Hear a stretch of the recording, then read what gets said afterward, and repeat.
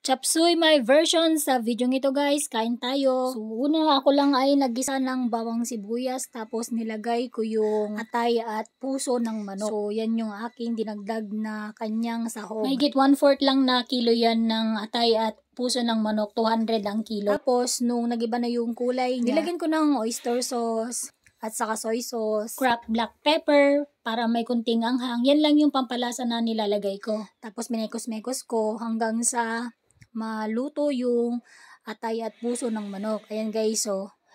Tapos, mekos-mekos ulit. Sunod kong nilagay yung ating mga gulay. So, yung gulay na yan yung balot na guys na nabibili sa palengke or talipapa. 40 pesos yan. So, nilinis ko at saka inugasan. Tapos, ayan na. So, nung kumulo na, kunting mekos-mekos ulit. Tapos, ayan, ready to serve na yan guys. Yummy yan. Saka, mas malasa siya gawa nung sahog niya na atay at puso ng manok. Kain tayo. Yummy to. Salamat sa panonood lagi ng aking video. At tapusin sana ito hanggang sa dulo. Bye!